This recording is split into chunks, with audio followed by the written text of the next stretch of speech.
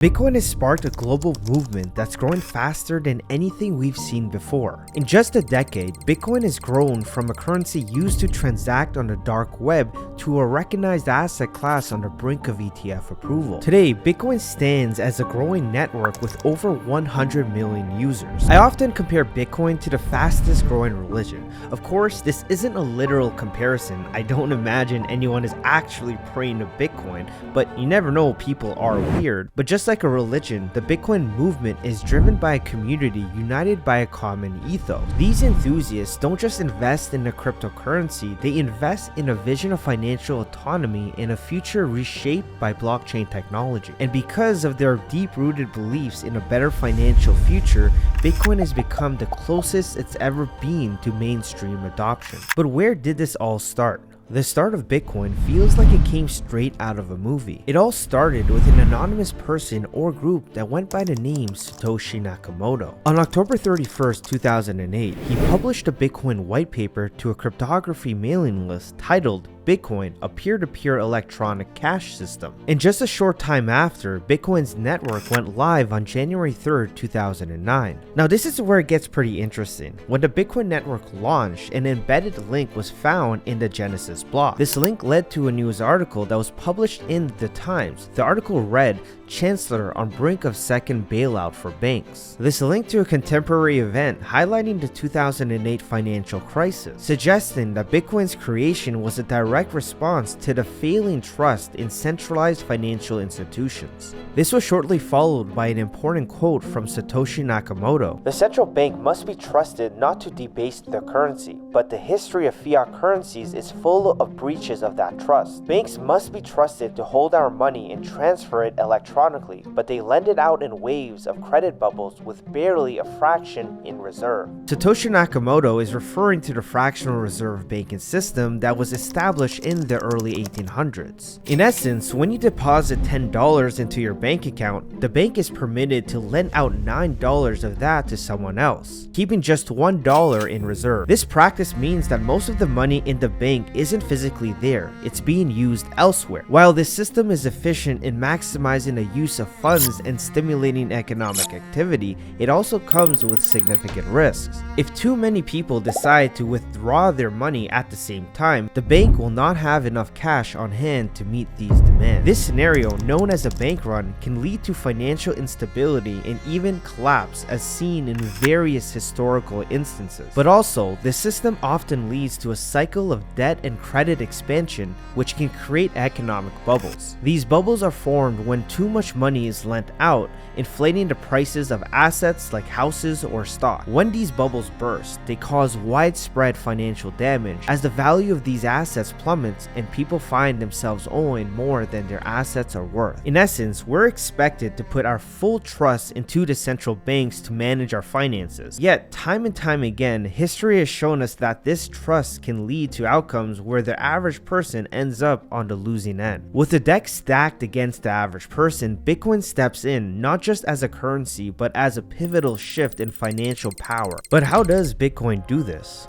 Bitcoin redefines how transactions are made. Historically, central banks have been the arbiters of trust, stepping in to confirm that money indeed moves from one party to another, a necessary role because in transactions, trust between strangers isn't a given. Bitcoin creates a new path. It operates on a trustless system where transactions don't rely on central authorities to vouch for them. Instead, a global network of miners validates each transaction on the blockchain, a public ledger that's both transparent and tamper-proof. This shift means individuals can transact directly with one another, with the integrity of their exchange guaranteed by cryptographic proofs, not by central institutions. Now, Bitcoin doesn't replace one form of trust with another, it removes the need for trust, turning it into a system where verification is decentralized. But transactions are just one small part of Bitcoin's global impact. The real utility is the economics behind Bitcoin. Bitcoin's value is built on the same idea that made gold a store of value for centuries,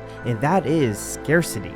Unlike gold, where the total supply is uncertain and new reserves can still be discovered, Bitcoin's scarcity is absolute, mathematically capped at 21 million coins, a limit that's verifiable and unchangeable. With Bitcoin's supply capped, Bitcoin is immune to the inflation that erodes the value of traditional currency. When you hold Bitcoin, you hold a piece of a finite asset. It's this aspect of scarcity that has caught the eyes of investors around the world.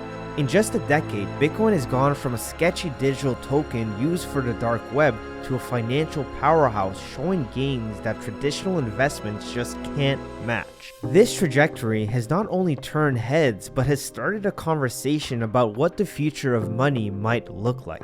Now, this idea around Bitcoin sounds great in theory, but does the concept of financial autonomy hold up in real-world scenarios? Bitcoin's true test as a financial tool is playing out in economies with weak currencies and corrupt governments. In countries like Venezuela, where hyperinflation is north of 350% a year, residents are turning to Bitcoin in significant numbers. This makes sense because it's a direct reaction to the rapid devaluation of the bolivar, with people seeking Bitcoin as their best option to conduct transactions and, most importantly, preserve their wealth. But it's not just Venezuela. Countries like Argentina, Turkey, and Nigeria have all seen a significant uptick in Bitcoin transaction activity. This is because these nations share common challenges of currency devaluation, unstable government, and a lack of trust in their own central banking system. In these countries, Bitcoin is more than just an investment to speculate on. It's a solution to safeguard personal finances against economic instability. It gives these people hope to build a life in these less than ideal circumstances. But let's shift our focus to developed